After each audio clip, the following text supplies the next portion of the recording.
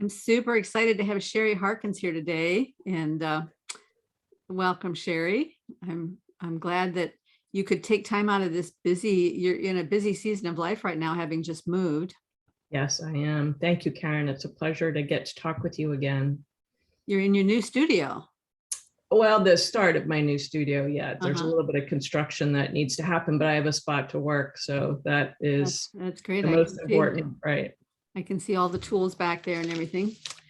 So I met you through Paul VanderKlay, interviewing you, and you were talking at that time about wanting to start an art group, and you just jumped right in and did it. And for those who aren't familiar with your art group, could you just give us a little overview of what it is that you do and how many people are in it? Kind of what do you do at each meeting, that kind of thing? Sure. Well, yes, I had heard Paul VanderKlay make reference to something about an art group, and I'm sure he was referring to you as well. And so I had emailed him initially to say, kind of, can you tell me more about that? I'm really interested. I want to know what it is to be people of faith that are talking about art and faith. So then I ended up doing the interview with him, and then he put me in touch with you, and we had conversation. And so after I did that, at the end of the interview, he kind of said, what is it that you want to do? And I said, I would love to meet with people and talk about the way the Spirit is moving in their lives and the way the Spirit is moving in their art, and see if there are common threads that are coming through. What are the ideas that we're being drawn to and the concepts that are playing out? Are there any themes to kind of examine those? So initially I had probably about 50 people contact me and say, yes, I'm really interested. I'd love to do that. I want to know more about it.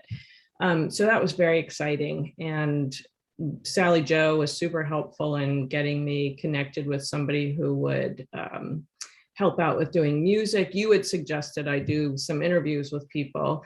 And so I, put that out to the group and said, who's interested in doing this? And got people who were very receptive to that idea as a kind of separate thing from the opportunity of talking to them on our meeting time.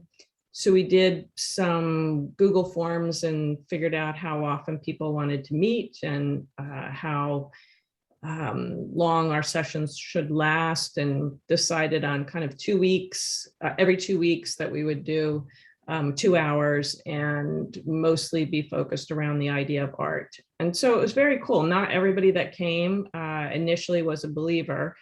And after my 50 people contacted me, when we kind of said, this is when we're meeting, this is what looks best, probably about, in the beginning, there might have been 30 people that came to the meetings that had the most. And then we sort of quickly dropped off, which is, what I would anticipate. So then we had about 18. Now we're down to usually between 9 to 12 that come every time. I think it depends a little bit on the topic. And I usually send out something ahead of time based on the information that people have said, I'd really like to talk about this. This is something I'm interested in. And then I put together a couple of discussion starter questions, and sometimes other people add discussion starter questions as well. People get that, they have a chance to review it, and then we come together. So I feel like, we've been doing it since February, I think, February or March. And still sort of feeling our way through. We've had some people come, some people go, some people who've said, I really want to do it, but it's the middle of the night in the Netherlands and I can't be there. Right now we're trying to work on an alternate meeting time. There's somebody else that's willing to host on, a different day, a different time, maybe over the weekend, so that those people who are in Europe and are 6 hours ahead of our Eastern Standard Time can be there. Mm-hmm. So it's been such a blessing to me. I am learning so much, and I love hearing from all these very smart people about the things that they're thinking and the way the Spirit is moving. They blow me away, and I am, it's a lot of mixed ages, mixed groups, mixed. We have a lot of young men on fire for the Lord and young women too. And that's very cool to see. So animators, musicians, poets, visual artists. So are you recording these so that other people can see them as well? I am not. We had decided early on that people would be more comfortable sharing in group if we didn't record it. So we're not recording that. I was doing the. So if somebody wants to know what's going on, they got to join up. Or at least contact me, and it's easy to find my information. So yeah, I have SherieHarkins.com is my website, and SherieHarkins@gmail is the email address to reach me. So yeah, so we've had meeting bi-weekly since we started. And so we're not recording those. I did start doing some interviews with people, as you had suggested, which was great fun and again fascinating, and I really enjoyed doing that.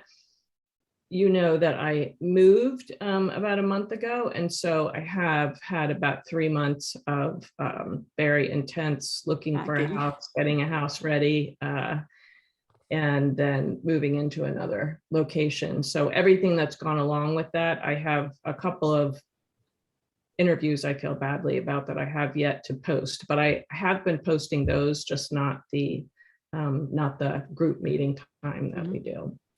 Well, so could you give me an example of what's a typical topic that you might have talked about in the group? Like, what was your most recent topic? Well, we are getting ready to do, we're watching the movie, The Kingdom of Heaven. I have not seen it before. It is Ridley Scott. Is that his name? I'm drawing a blank. Oh, that's right. That's the right. Director. Because I get your invitation emails. I just don't have time to do all those things. But so I started watching The Kingdom of Heaven to see why on earth that would have been suggested as a topic. That was interesting to me. I mean, it's visually quite beautiful, but it's quite a long film, and they suggested the director's cut, so that makes it even longer. So I wasn't able to finish it. But what do you think was the reason that they wanted that as a topic? Well, one of the people, the person who suggested it is a film student, and he has some really amazing ideas. I have appreciated the work that I've seen that he's put together so much. Very thoughtful, very well considered, some really, I mean, these people that are in the group, I'm just, again, like I said, I'm so blown away by where they're coming from and the faith that they possess and their willingness to share it and their really deep thinking about where they're coming from. So Caleb suggested that we do this, and was strongly seconded by a lot of the other young adults that are in the group, which is also a sort of interesting thing for me. I mean, I have adult children, so I have the chance to interact with them, but that's a whole different thing. Interacting with your kids is different than interacting with young adults that you're coming at it from a different perspective with them, and we're coming from different places. So I'm always finding it fascinating, the differences in their faith walk and their interpretation of the world, and the way that they see art and the way they see things based on the experiences they've had growing up and the experiences that they've had in the church. If they're in the church, we actually have had quite a few people in the group, well, not quite a few, a small percentage of people in the church who aren't coming from a Christian perspective or came to faith later in life, so didn't have that, or maybe they had a nominal faith as they were growing up. So I'm not sure yet what is going to be interesting about this piece. I'm just trusting the voices that are saying, this is something we should look at. And I'm assuming that when I do watch it, I'll have some thoughts that occur to me. And then the other people that are in the group who have said, this is definitely something we should do, will have their own ideas about what to speak about. I'm guessing you don't run out of things to talk about once you get started. 2 hours seems like a long time, but with 9 to 12 people, you probably have plenty of ammunition there, right? We have never had any trouble or any problem with running out. In the beginning, we tried breaking into small groups, especially when we had like 18 people, it was kind of necessary to do that, random small groups. And that was good, although, it's like if you're doing a Bible study or something, sometimes that works really well. And sometimes you get a mix of people who work and can speak, and not one person takes over the conversation. And other times you don't always have that. So just working out all those things. I find it a lot harder to facilitate a group doing it virtually than doing it in person. I have facilitated many groups in the past, and in person, it's a little bit easier to navigate that.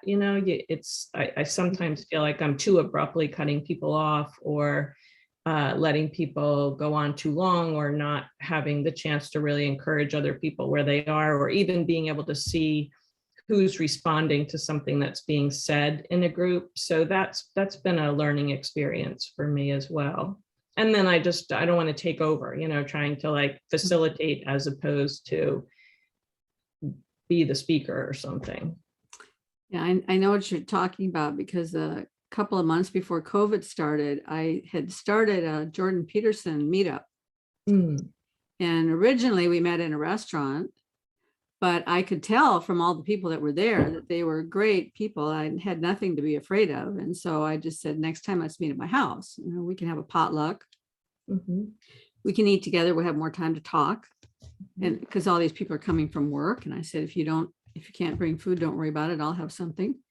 And so we met that way several times, and it was so fantastic. A couple of nights we had 15, 16 people. We were just having these great conversations. And then COVID hits, and I said, well, let's continue virtually.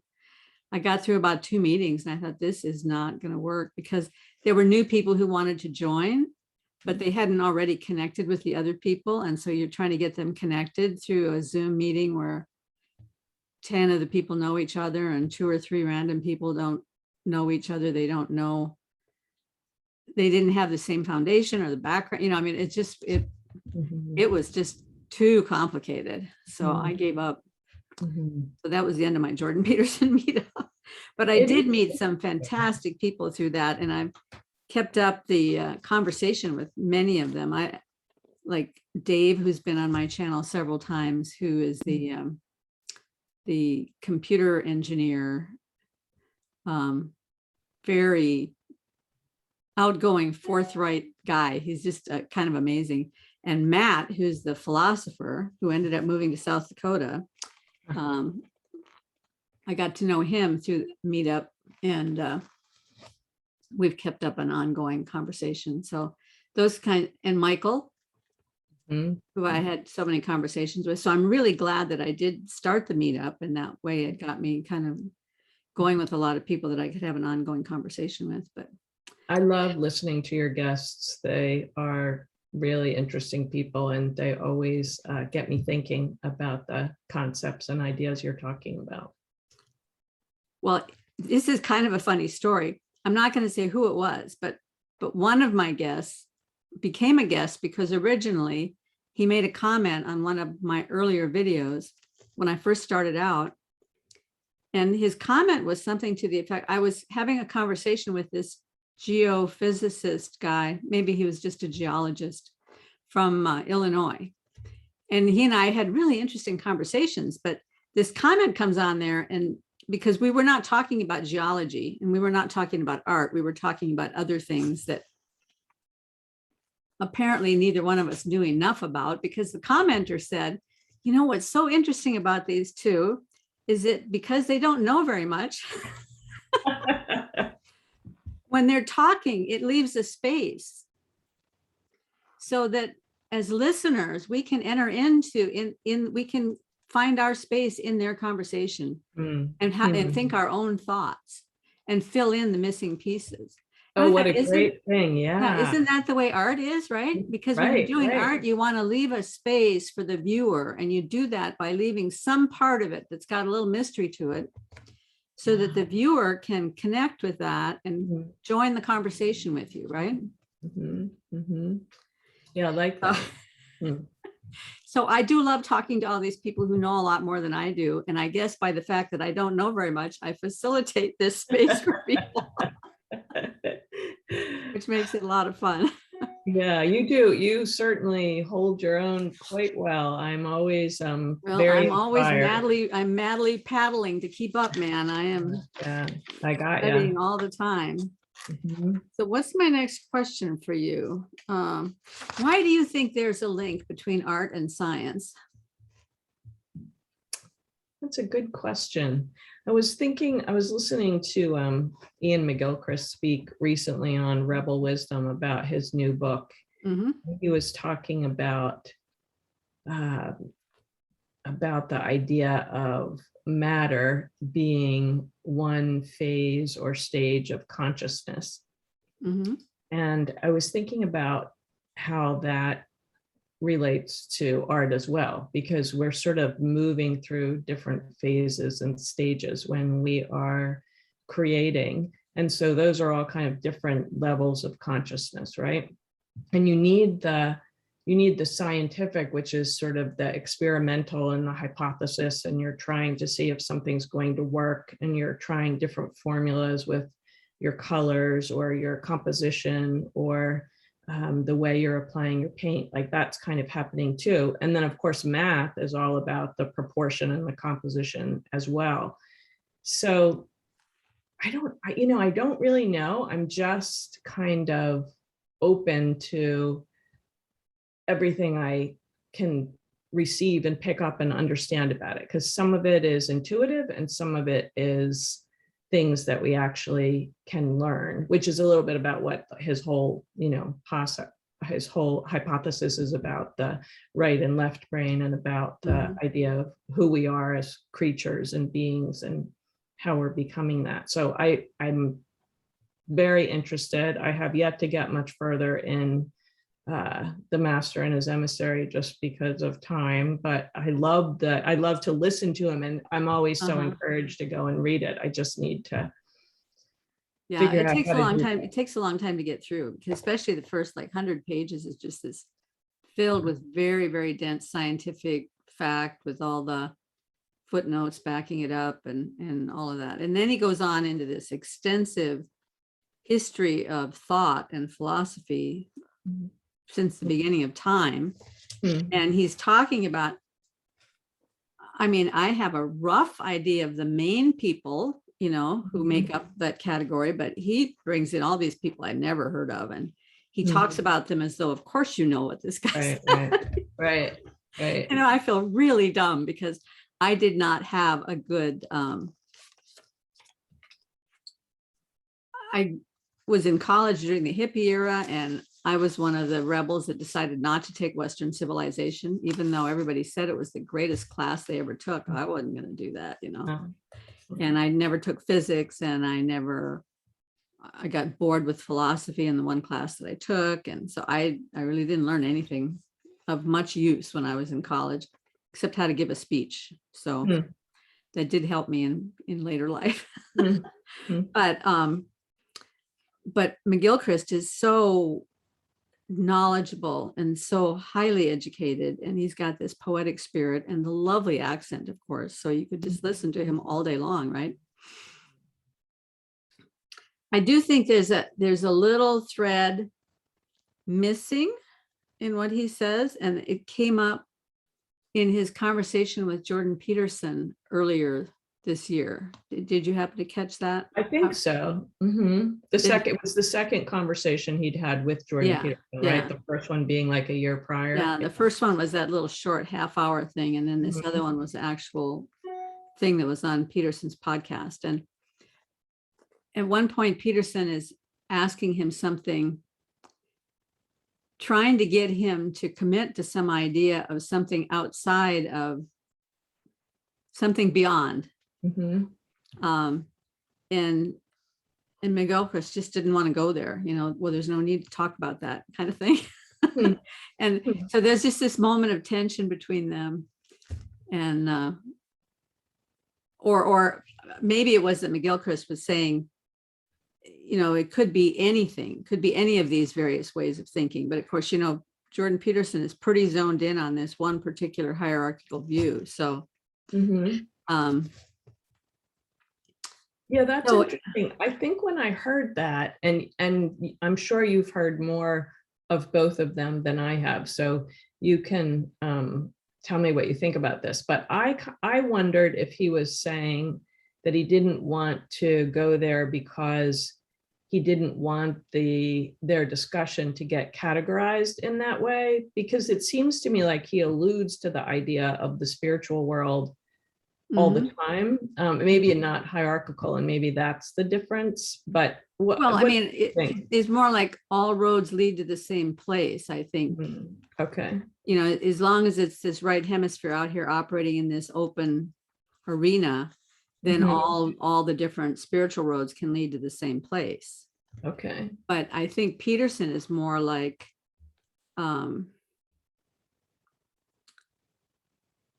you have to take into account the archetypal structure of reality. Mhm. And so you can't just take any old picture and make it Mhm. work, right? Mhm. I don't want to, I shouldn't be speaking for him. It was just a feeling I had when I was watching. Yeah, that's interesting. Yeah, so it is funny how many people we find that are mathematicians or scientists or physicists or biologists who are also very interested in this liminal space and this art and poetry. And it's a really interesting crossover, because you, in the way that you hear about it through the academy or on the mainstream media, science is this very clinical, very crystal thing over here, and it's completely separate from art. And it's okay to kick all the art and the music out of the schools. You know, what we really need is science and tech. And it leaves people sort of half-brained on both sides. Yeah.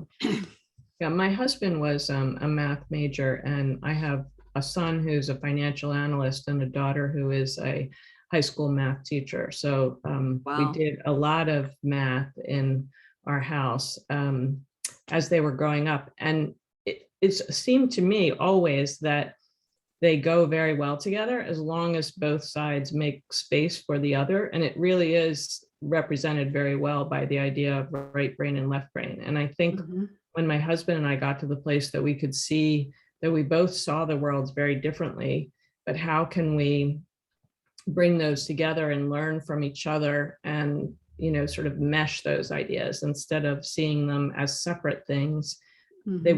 It works very well. And my son just sent me this great little like animated video about Leonardo da Vinci and his math tutor, and how that progressed from his work to a couple of generations later, the discovery of imaginary numbers, and how the imaginary numbers like negative numbers and zero, how all of those translated into amazing new discoveries that wouldn't have been possible without them. And it just, of course, made me think of all of Da Vinci's engineering drawings and all the things that he did put together. So I enjoyed it so much. It was very dense for this little animated cartoon video, and the math part of it, you know, just went over my head, but I thought the concepts were great. So I'm like, I want to listen again and understand a little bit more about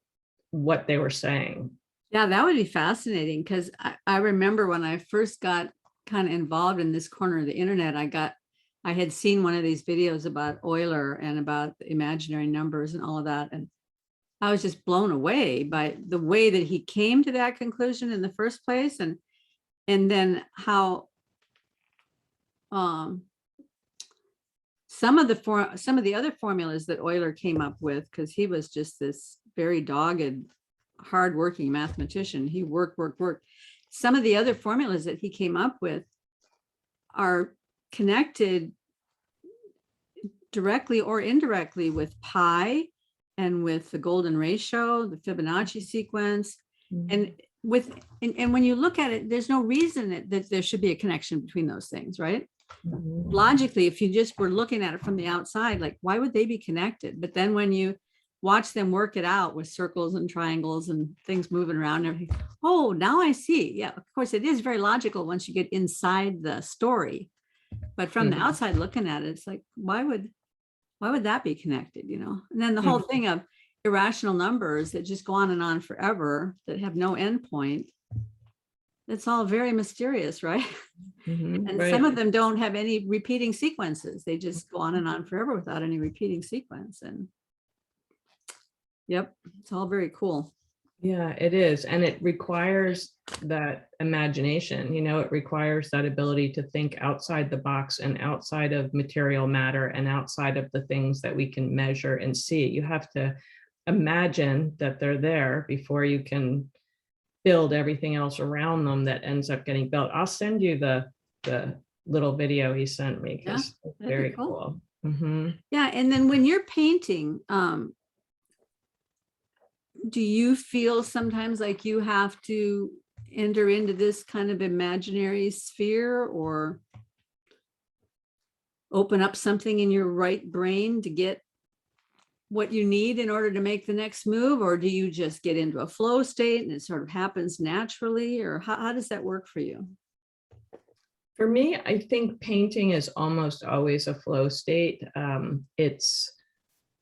I enjoy the process of working so much, even when it's not going well, I feel confident that I'll be able to figure it out. So the figuring it out requires being open to whatever is out there. And then that, I think, is more intuitive for me than formulaic. I have to step back. I have to look at it. I usually have a few pieces going at the same time, partly because I work in oil. And so, you know, you've got to let certain areas dry before you can go in, but more because then there's not so much weight on a single piece. It's kind of that there are a few things happening at the same time. And that allows me to sort of let my thought process go and be aware of it. I really enjoy separating my right and left brain, kind of, if that would be the right way to say it. I really enjoy listening to lectures while I'm painting. I do the same thing. Yeah. I have to engage the left brain. Otherwise it can't work.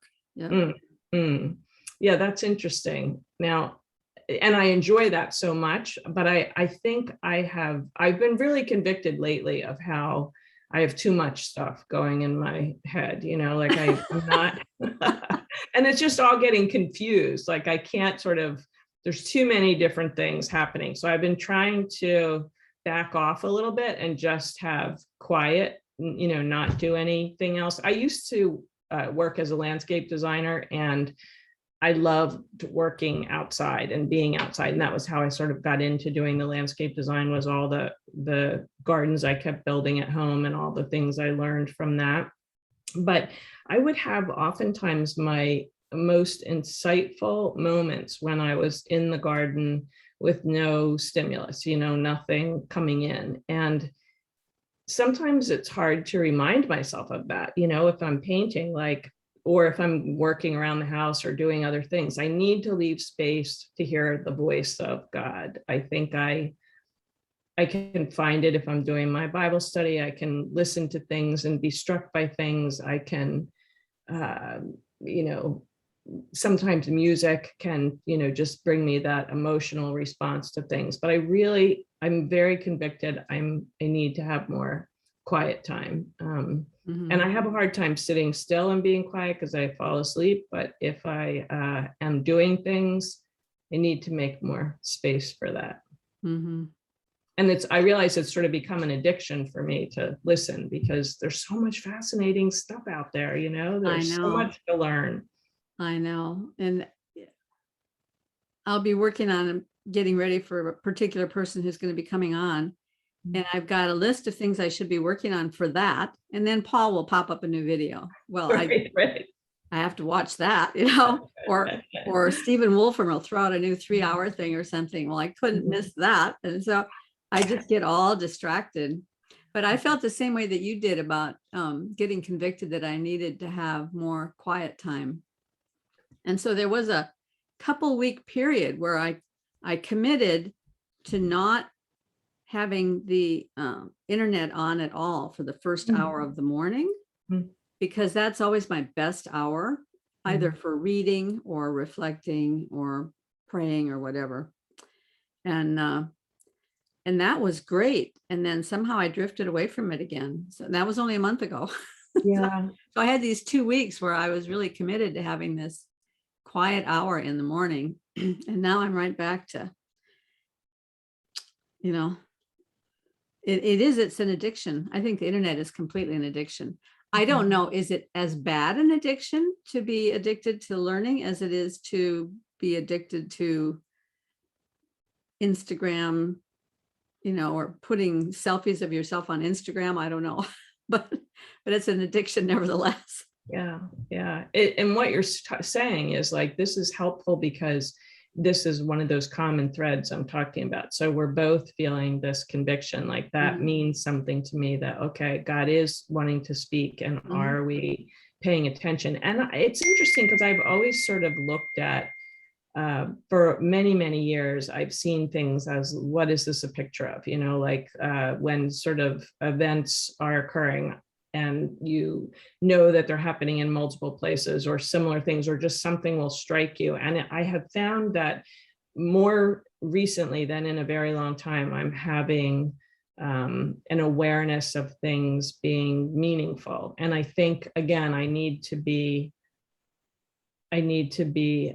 quiet in order to process those and figure out what it is that, and when I do, there's great insight, it just, there are things that come that are like, okay, this is important and I need to pay attention to it and be aware of it. So I appreciate you saying that, because that is exactly the kind of thing I wanted to meet with people about, is what are the common threads that are moving through. Well, so you said meaningful. What do you think meaning is? What is meaning? I mean, how do you tell when something's meaningful?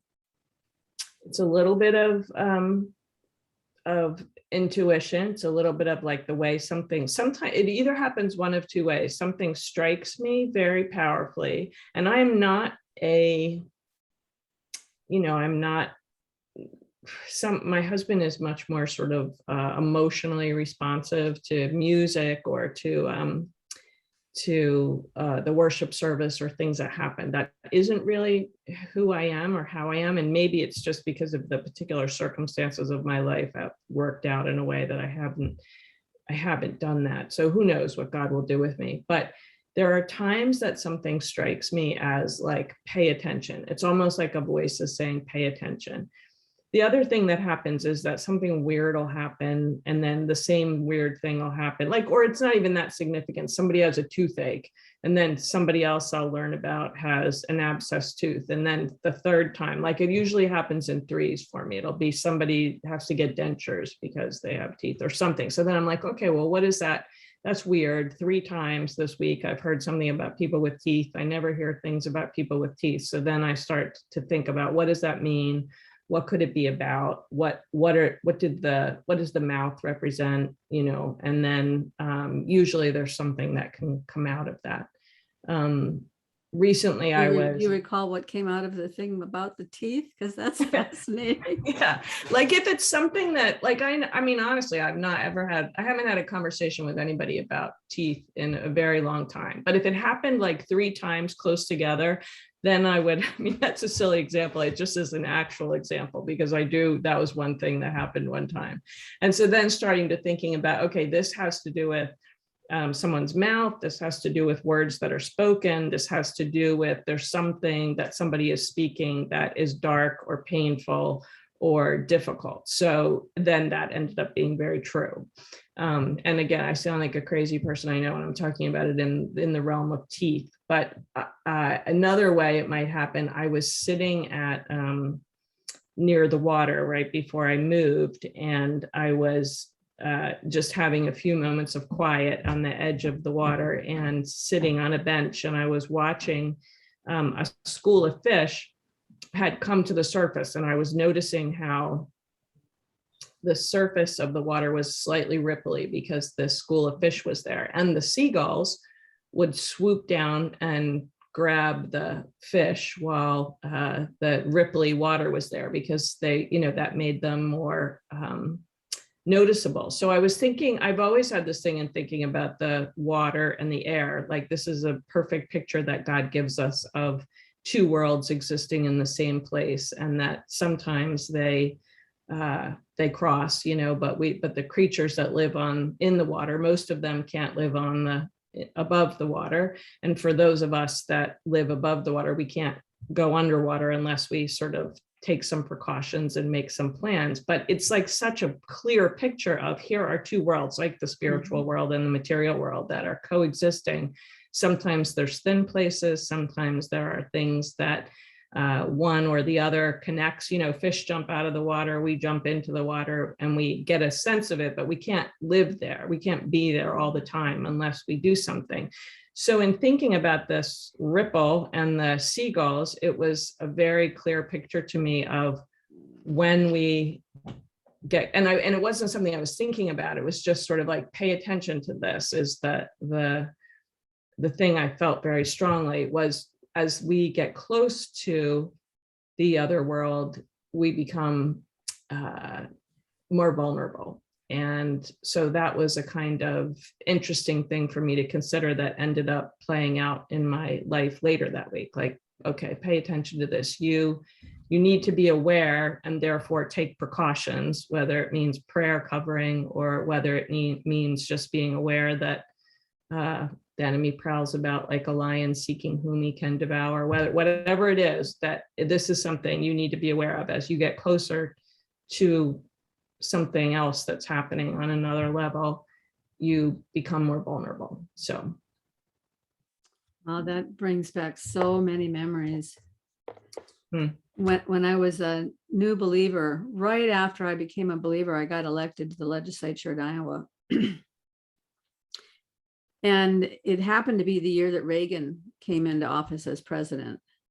And so there was a lot of political support for Reagan within the conservative movement. And so some of these conservative organizations paid the way for a bunch of us more conservative politicians to fly to DC and go to this conference.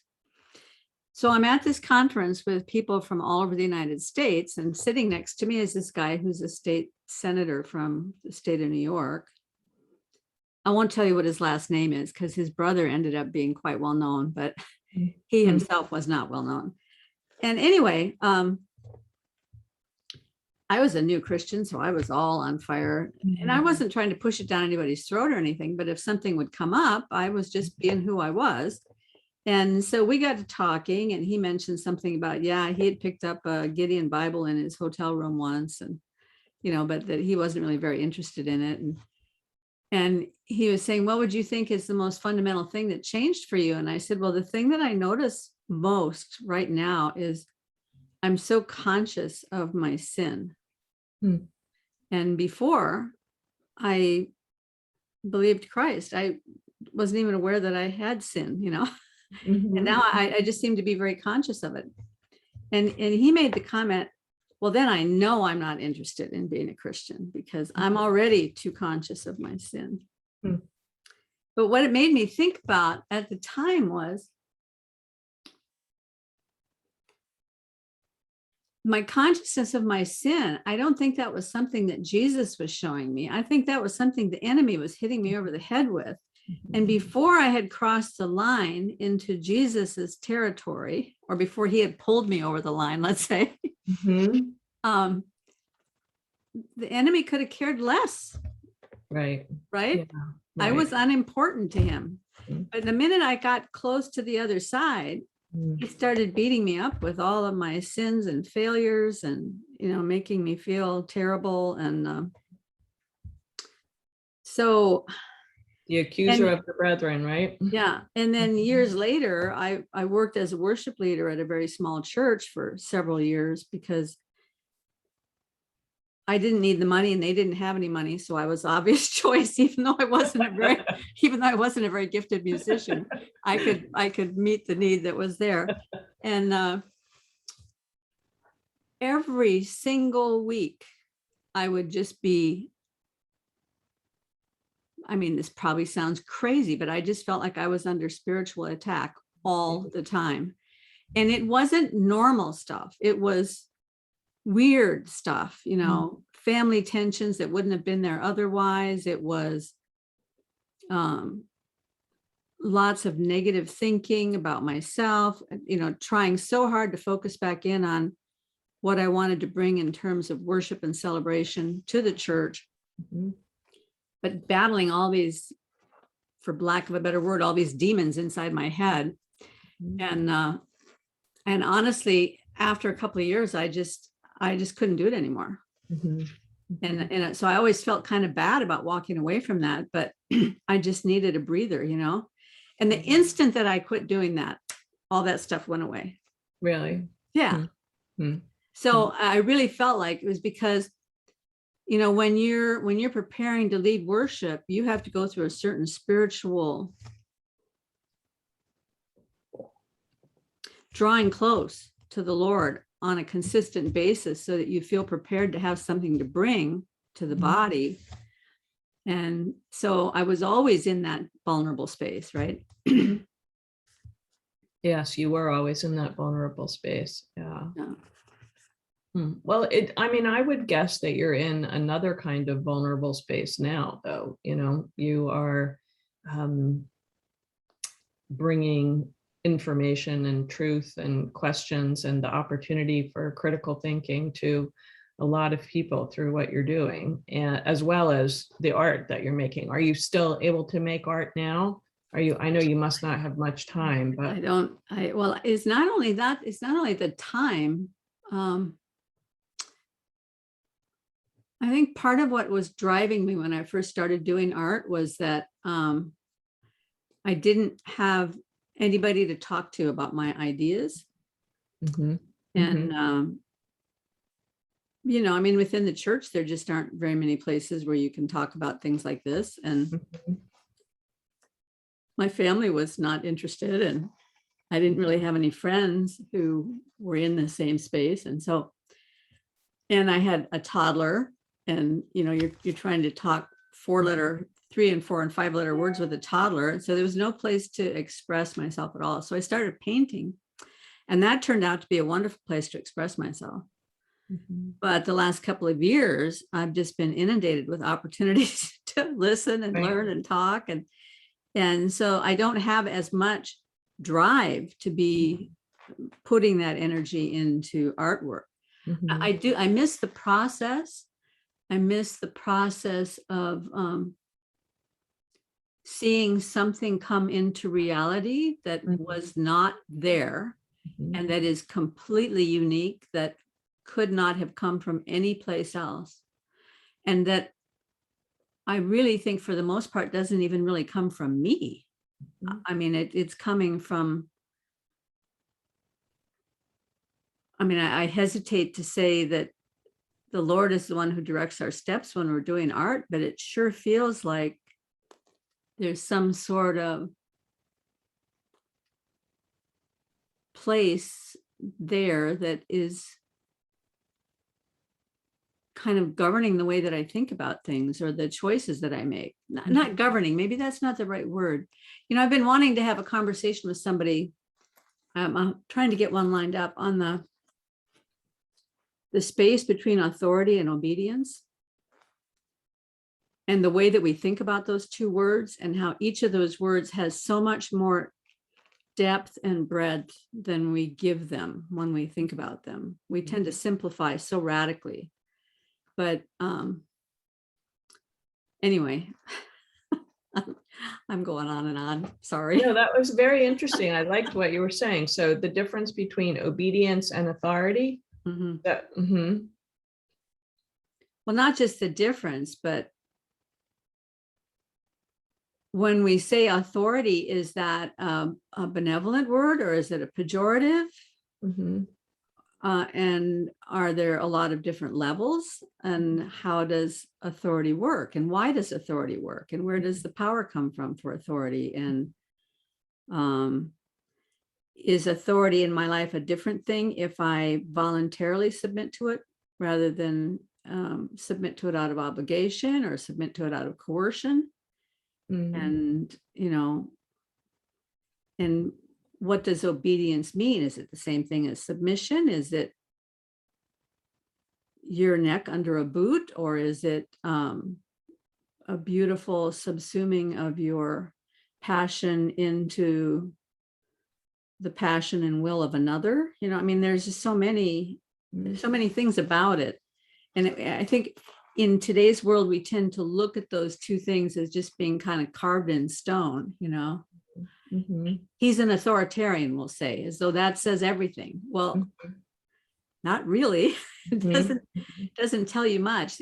The other night I was in a small group, and one of the dads said that his daughter was in a pretty serious accident when she was a young teenager.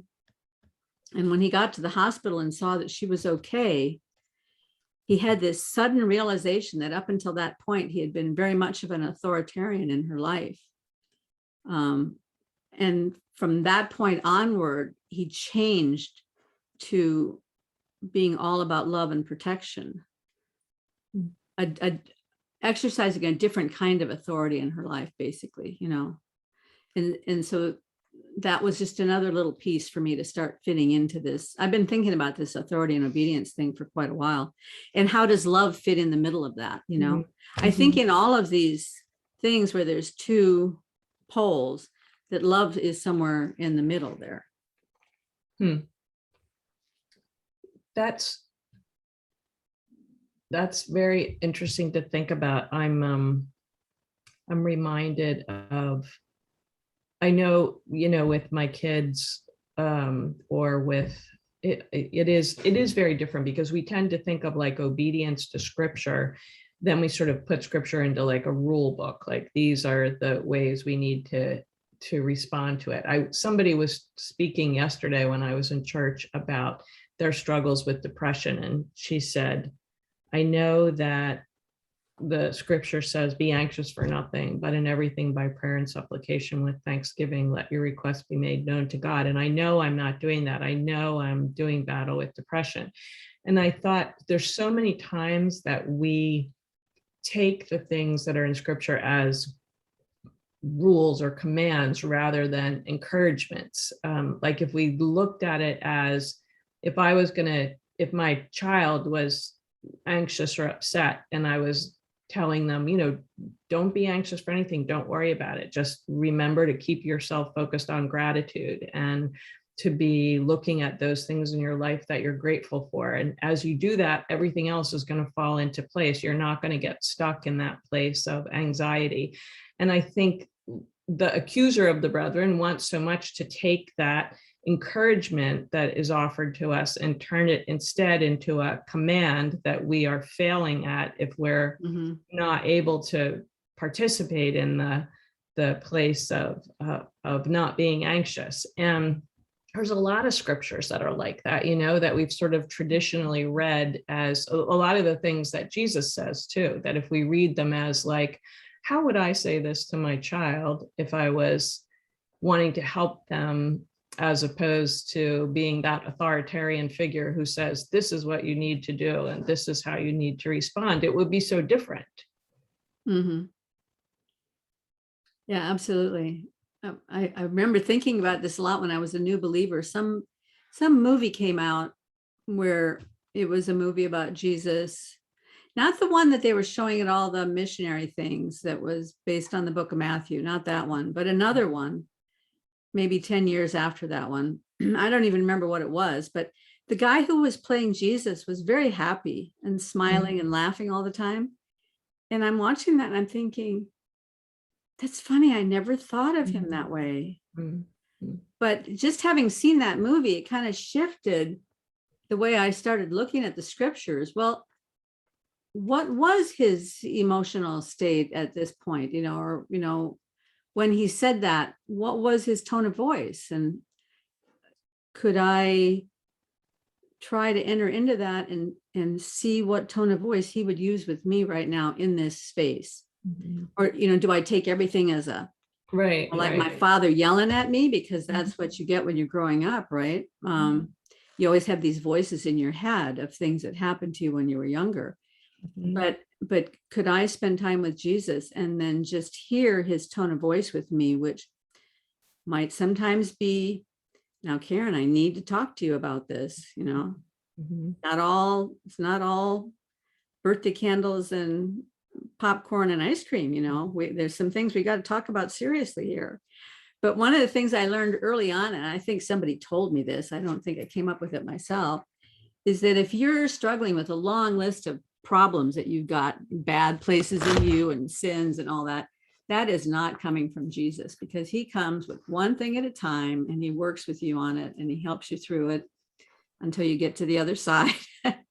And then he brings something else. Mhm. And you might come back to that same place again, but the next time you come around to that, you're going to be a little farther up the screw. So the next time he comes back to you, yeah, he might need to be firm with you about it because you haven't really taken hold yet, but he's going to walk you around that pole, and you're going to go step by step, baby steps. I like that. And he's going to keep on doing it for the rest Yeah. of our lives. Yeah. But not because we're, screwing up and Imperfect. And, imperfect and all, but because he loves us just the way a father loves his children, Right. or a husband loves his wife. And That's see, so that's the helpful. interesting thing about Jesus is there's so many relationships going on there, right? I mean, as believers, we're the bride of Christ, but he calls us his friend and he calls us his sisters and brothers, and we know we're his children. So every single relational aspect is covered in that space, right? His banner over us is love. Mhm. Yes. And he When knows you that think about love, what do you think it is? Because I think it's pretty important what love is if we're going to throw that word around. you are giving me some big concepts to respond to. And I have to say, with all of them, I don't know, like this is sort of some of what I think about it. And I am well prepared to have my ideas changed, many times. They've changed many times already. So I guess I would say not a feeling, although certainly it can encompass a feeling, and it has. So I almost don't feel qualified to respond to it. I know that the love I have for my children is very different than the love I have for my husband or other family members. The love I have for my grandchildren is very different than those as well. There's similarities in all of them. There's love that I have for people I don't know. So I don't know. What do you think love is? I don't know. That's a big question. Well, I mean, if we think about it from the standpoint of the other person, how do they know I love them? Mm-hmm. The only way that they could know I love them is by my actions towards them, because that's the only sensory connection that they have, right? Is by my actions. So I would have to say first and foremost that love is an action and not a feeling. Okay. Mm-hmm. And I heard somebody say once, maybe it was Jordan Peterson, but it lined up with something I'd heard someplace else. So it's kind of irrelevant. Everything he says lines up with something I've heard someplace else, But that's one of the nice things about it, because then it's all in one place. I can just go to Jordan Peterson and find it again. He's like a repository. He's like the Library of Congress for all my ideas. Anyway, it's the intention of good for the other. All your intentions are good for the other. And that lines up with what when I was a missionary in Japan, just a couple months after I got there, I got a phone call that my brother had died in a plane crash.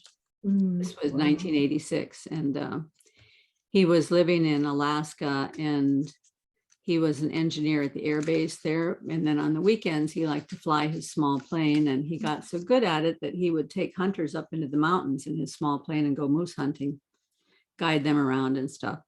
And he and some other hunter had been in one of these small planes, and the carburetor had died, and the plane crashed into a mountainside, and he died. And I didn't have the money to go to the funeral. And it was a really, really tough time. And my parents had just gotten into some kind of a big dispute with each other and had separated. And one of them was living in Florida and the other one in Iowa. So I didn't have the money to go to spend time with either one of them to be a comfort and encouragement to them, because I'm sitting here in Japan as a missionary, right? And how terrible for them to not have one another at that And time. to not have one another. Yeah. And I mean, they got back together again within a few months, but it was a terrible time for them to have gone through that separation. So everything was a mess. And I had just moved to Japan. I had all the culture shock and all of this. And then my brother was not a believer as far as I knew. I had had many conversations with him because I became a Christian in 1980. I went to Japan in 86. So I had seen him several times in those intervening years, even though he lived in Alaska. And every time I saw him, we'd have these discussions, and he was firmly atheist. And he would, tell me that all these things I believed were nonsense. And we'd have all these debates about evolution and all this stuff. And so I had a lot of, because I was a pretty new believer and I didn't know very much, but I had this inkling. I was really worried about my brother, and I struggled with that for about 6 months. What if he died without Christ, and what did that really mean? And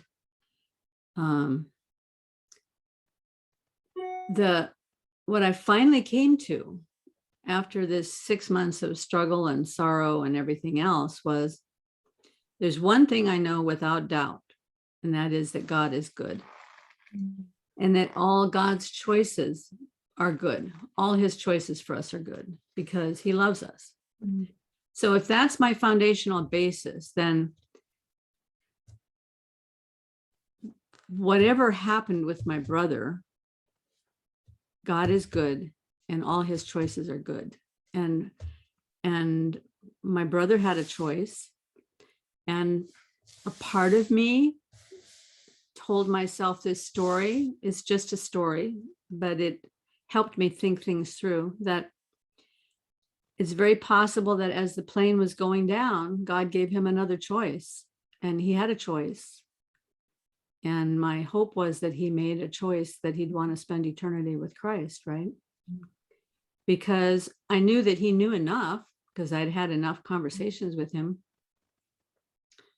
And I also knew that he loved flying more than anything. He had pinned up on his wall that poem that was written by that guy in the war, flying on the wings of on the wings of the dawn or something. I know it's a beautiful poem about what it means to fly. And Rilke, is it Rilke? I can't remember who the author was, but anyway, that moment where I determined that God is good, that has guided every single bit of my thinking about everything since then. It guides all my thinking about science and physics and biology and chemistry and art and relationships and faith and theology. Wow, what if I'm wrong about that, then everything that I think is wrong. But if I'm right about that, what a powerful impact that was for your brother's death, I mean, and I'm so sorry that's terrible to have suffered that loss and to be so far away and to feel so helpless. But it's amazing that you were able to come to that conclusion out of all that and then have that guide so much of your life. And I'm with you. We don't know what happens in people's last moments. We don't know what happens even, in those moments between absent from the body and present with the Lord. I mean, we don't know any of that. It's all speculation. So all we can do is hope and pray and share when and where we have the opportunity to do that. But that's really fascinating that it had that sort of effect on you forever, as you said, just shaped how you look at everything else.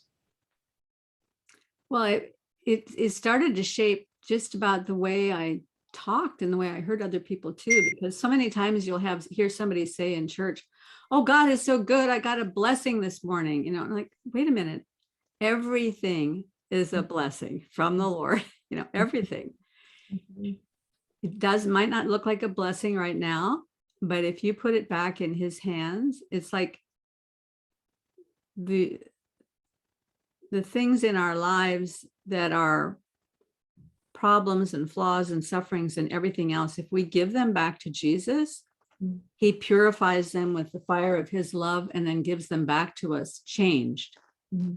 And so there is no such thing as, oh, I got blessed today. God is always good. And there's this song I used to do when I led worship at this little church, God is good all the time.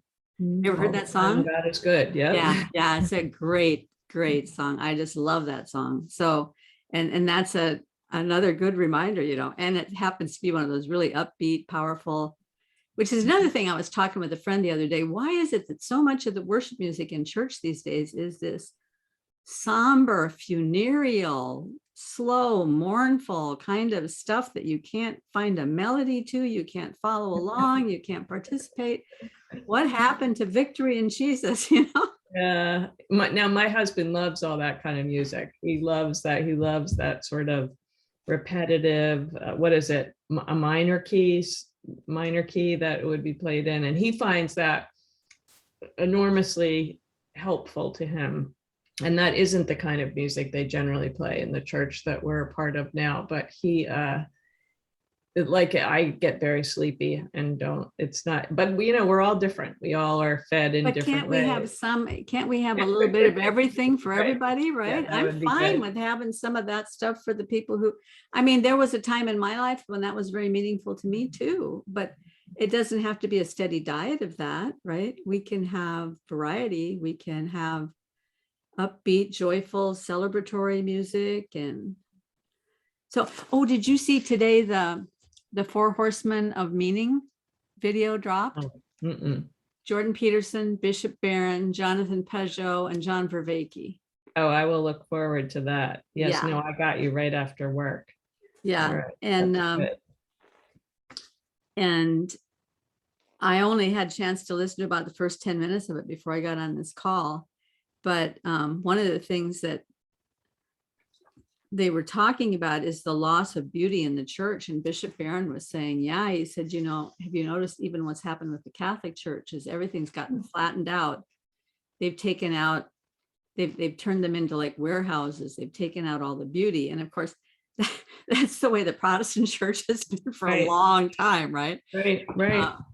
I became a Christian in a church that was built out of an old steel warehouse. You know, you can put up these steel warehouses pretty cheap. And so this little country church had got one of these old steel warehouses and then put drywall on the inside of it. So no bells or whistles at all. And you can meet the Lord there. There's no question. But but it's also lovely to be surrounded by some beauty. Yes.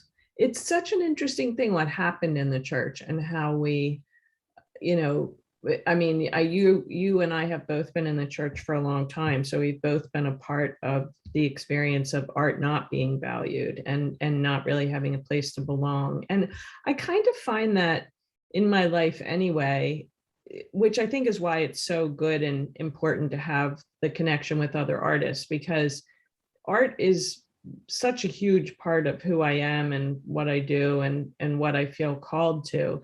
And people don't really know how to talk to me about it. They don't, unless there are other people that are artists, they're not, I used to think that they just weren't interested. And I don't really think it's that as much as I think it's that people don't feel confident or comfortable to speak about it because they feel, the things that they're seeing out there don't always make sense as things that are supposed to be art, and they don't, and they also have this suspicion about it in the church for many people, what it means and what it looks like. So I find it very helpful, but I also feel like I'm kind of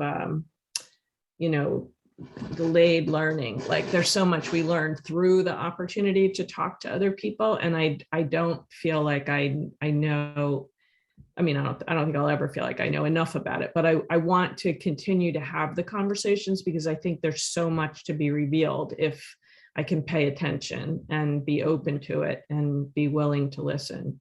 You know, in scripture, the first people filled with the Holy Spirit were the people that were working and making things in the temple. And then the first sin that the people performed when Moses took them out was to create the golden calf. And certainly that has connotations that have to do with worshiping something other than God. But how fascinating that they made a sculpture. They melted all their jewelry and created this sculpture.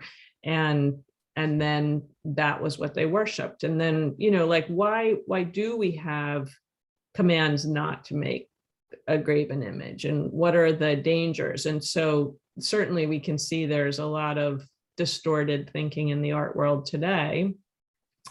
You know, that was something else Ian McGilchrist was talking about today, just the kind of fragmented way that we're responding to the world now, and therefore the fragmented way that, as he says, you can see it in a museum where skill and beauty and the ways that art was put together in the past are removed, and it's a pile of trash or something that is being basically worshipped. You know, if you think about Jonathan Peugeot's term about worshiping what we give our attention to, and those are the things that our attention is going to in the art world. So like the enemy has just robbed us of the opportunity to do something. And I'm not entirely sure what it is that we're missing, but I feel like we have to keep creating and being involved in it in order to open up that opportunity.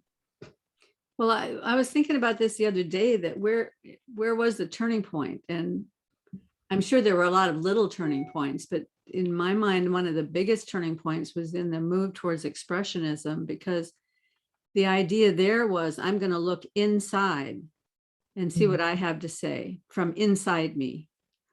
And it doesn't matter how I put the paint on the canvas. I can put it on angry. You know, it doesn't matter whether some of the early abstract artists like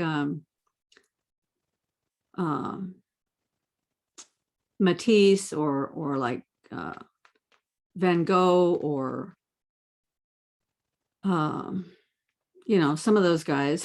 I can't even think of all of them, but they had very classical training. So when they first started out, their work was beautifully realistic. They could do anything, but then they turned to abstract work, and there was deep interest in their abstract work. But when you move into the Expressionist era, it's more like, you don't have to have any training. You don't have to know anything. You don't even have to care about whether you're developing skill. It's just, what am I expressing from within me? At first came out as a lot of color on canvas, you know, just smacking it on there. But then later on, it turned to things like that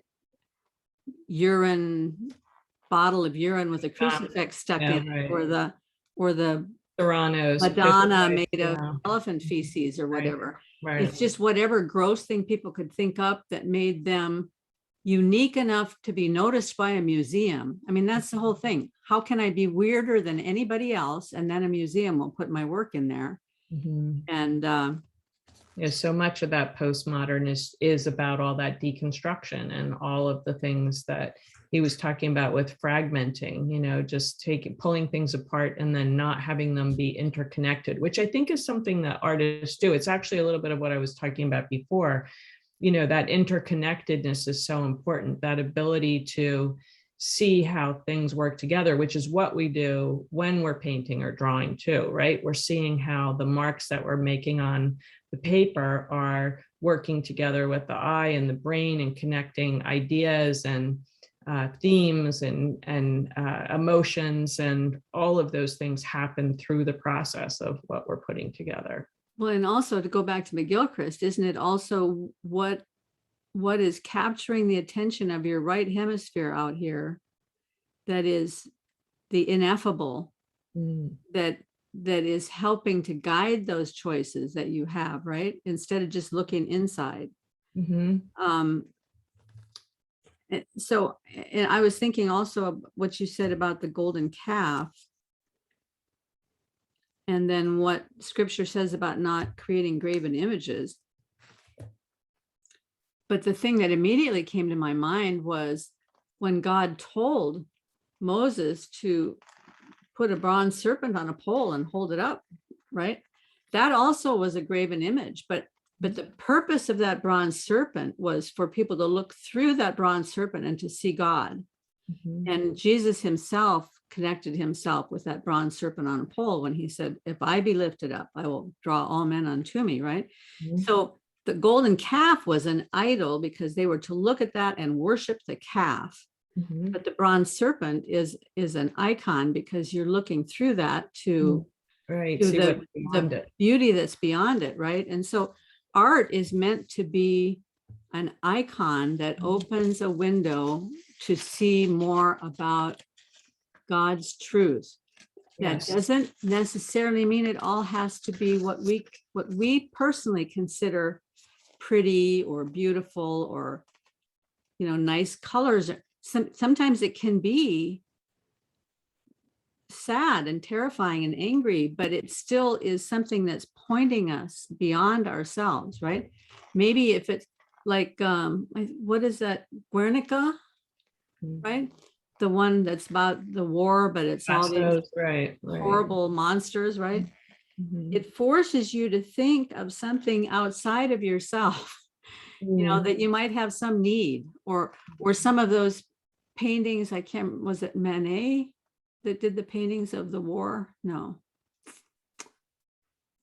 Oh, I'm losing it. But some of those guys that had the paintings of the soldiers Goya, and is the that who you're thinking bayonets of? and the Goya? people, Goya, yeah, yeah. Mhm. So those are horrible to look at, but they also say to you, there is a way that seems right unto a man, Mhm. but that's not the way of God, right? So those things draw us to a deeper truth, something, or a higher truth, where this expressionist stuff just says this is what's inside that artist. And maybe there is something relational there. I can get in touch with that artist's inner thinking, but it doesn't draw me beyond. Mhm. And I think that's where art started this kind of inward turn. Mhm. Look at me. So, Now it's and all Snapchat, right. And you're Instagram. talking about not even just in the church, but in the world in general.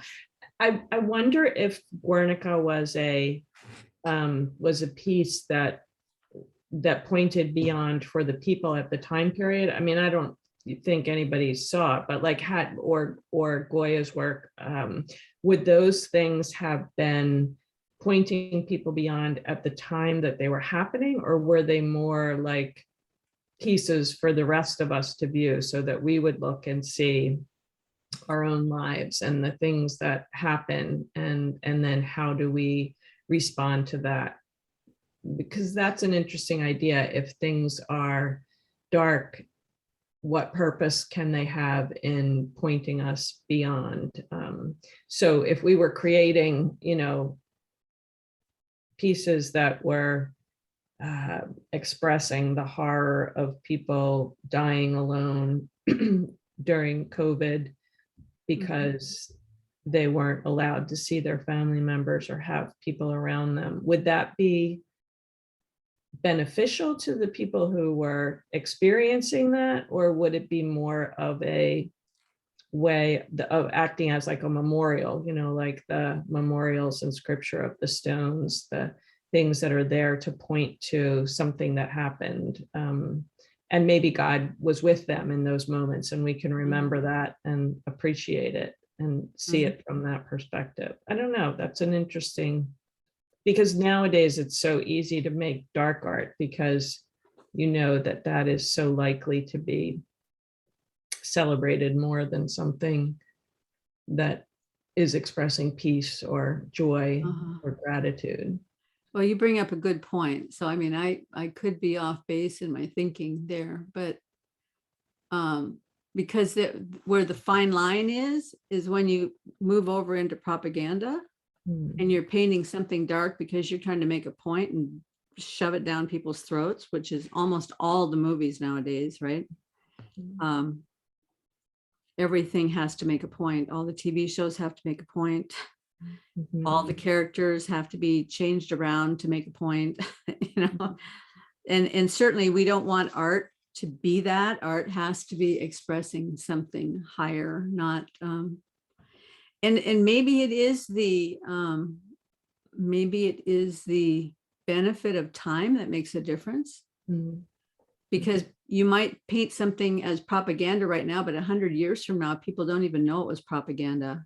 Like fairy tales, right? They were propaganda at the time they were written, but we don't even know what that was about now, but we still tell the stories and we still get meaning out of the stories, even though it maybe not the same meaning that was intended by the people that wrote it. So that's all very mysterious. How does that happen? Yeah, that's true. Somebody writes a book with a particular intention, but then 500 years later, it's got a completely different message to us, you know. Which we see that happen with our art, right? I know you've talked about it, and I've certainly had that experience where I created something for one purpose, and then someone sees it and they interpret it in another way, and then it might be super meaningful to them on some other level than what I originally intended, which is why we always have to hold it loosely. You know, we have to hold our intention for the piece loosely so that we can be open to whatever else is supposed to come in and be a part of it, and know that it might be for someone else and not for us. And how wonderful to be able to be a conduit for that in some small way. Yeah, that's the upside. On the downside, you always have to be careful that your work is not saying something that could be interpreted in another way that you don't want it to be interpreted. True. I'm always conscious of that. If I'm doing semi-abstract stuff or non-objective stuff, I'm always conscious. Is there an unknown monster lurking in the corner over there? Or is there some way that could be interpreted to be sexually explicit, you know? Because you're just using color and form and shape, and you have no intention at all of it being anything. And yet somebody else can look at it and say, oh, I can see that woman over there in the corner. Wait a minute, I didn't see that woman over there in the corner. What's she doing? You know? So for me, I have to always be conscious of that and make sure I'm not putting stuff out there, that I don't want to represent me. Yeah, that's true. You are more abstract than I am, for sure. So I can see how that would show up more in your work. It's partly because I'm not as skilled as you are. Oh, if I had the time to develop your skills, I probably would be more representational. Well, you're very kind to say that, but there are so many different styles of work. And I was thinking about what you said about obedience and authority, and in particular with the idea of the golden calf and the serpent on the pole, because when you had the rule to not create graven images, and of course that came after it came after, because that was the result of their having created that. They were looking for authority. They were looking for authority in whatever they were going to worship. And so that would be the place where they would find it. Somebody needs to rescue us. That was the idea, right? Yeah. So somehow creating their own, was obviously leading them in the wrong direction. But then it wasn't that they were never to do it. There was this time that the direction was given to go ahead and create this serpent that would be on the pole that they would look at. But you could see how there would be anxiety about doing that if they have this rule not to do it, and then they're told to do it. I think, again, we want to make scripture a rule book. And I think about don't lie. And lying was something that was very much a part of my life when I was younger. And after I became a believer, it was like the very first thing that the Lord convicted me of. But I was so used to doing it. I was so used to telling my parents I was going one place and actually I was going somewhere else, or, just trying to smooth things out between people. I mean, a lot of it came from the difficulties in my life and just not being able to deal with things honestly. But I was so used to doing it. And then when I had to really be disciplined, just not doing it. And then truth became like the most important thing in my life, in a good way, I think. I think my kids will tell you they never lied to me except for one time, or, and then it was terrible and they hated it. But there was a lot of comfort in knowing that we could be honest with each other. So sorry, I didn't mean to go off on that side tangent. The idea of truth is so important. And yet, if, Nazi soldiers came to your door and you had children hiding, would you tell them, yes, they're in my basement because you don't want to lie? Hopefully, no, hopefully. Yeah, we always had that discussion. Yeah, that's a tough one. So you have to answer to that higher authority. And we can't do that unless we're tuned in. So how are we staying tuned in? Yep. I remember having that discussion, especially because I think that was about the same time that Hiding Place movie came out, when I was a new believer. I'd certainly read the book, and so you have to be thinking about that. And I remember hearing a true story about one family who was hiding some Jewish people in the basement in their house out in the country. And then the Nazis came and knocked at the door. And they asked them, because they were just doing a sweep of the whole neighborhood. And they said, do you have any Jewish people there? Yes, I've got them buried under the floor. I've got them in the walls. I've got them, I've got Jewish people everywhere.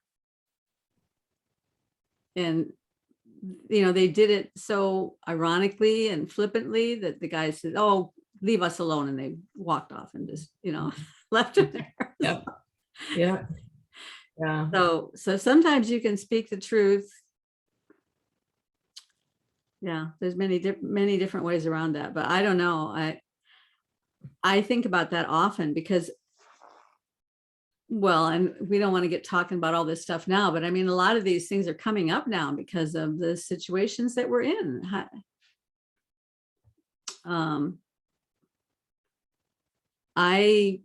I got double vaccinated because my husband wanted me to. He was worried about me because I'm older than he is. And, so I did it, but I don't really want to get the booster. But if I don't get the booster, then, am I really, when they start saying, are you really vaccinated? And if you have to have the booster in order to be really vaccinated, so there's all kinds of stuff like that we have to deal with all the time. And you have to be honest about it. And then if you're honest about it, you might not be able to travel or, go anywhere, do anything. It's yeah, these are tough times for sure. Lots of interesting things to think about. Well, this has been so great, Sherie. We got to do this more often. I agree. Definitely we do. Now that you're settled in. Yeah, now that you're settled in, let's do it. And we never got around to talking about Stephen Wolfram, but that would be a good one for us to talk about.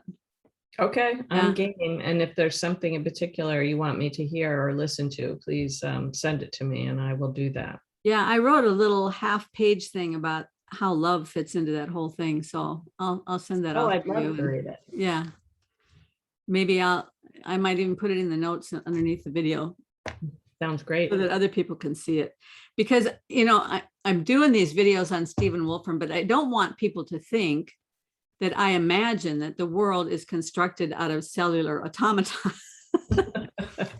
That's not it at all. But what I imagine is that everything that we see in the world is a picture of a larger truth. And I think that his idea is a picture of something that's very, very interesting because it lines up with so many other things that we see in the world. And one of the things it lines up with is Jordan Peterson's idea of the field of infinite potential. And I think one of the other things it lines up with is many of the things that I think about in relationship to art. Like, for example, we don't paint things, we paint relationships. And in Wolfram's theory, everything is relational. And because the rule depends on what you're next to. That's the only way the rule works, is whatever you're adjoined to. Mhm. And so it just lines up with so many thoughts that are consistent with biblical thinking that I Mhm. think is very interesting to look at. But I don't want That people to think that I'm, interconnectedness, that interconnectedness again, when you Mhm. don't fragment it out as a separate thing, but think about how it fits into all these other areas, then it makes sense. And Mhm. you can see it in a very different way. Yep. Yep. Hmm. So maybe next time we'll talk about that and toss around a few ideas, but that'd be good. Yeah, I would love it. All right. Well, thank you so Okay. much. Great to see you and talk to you. Until next Happy time. move. I hope you get to have a housewarming party. Thank you. Happy Thanksgiving too. Thank you. Bye-bye.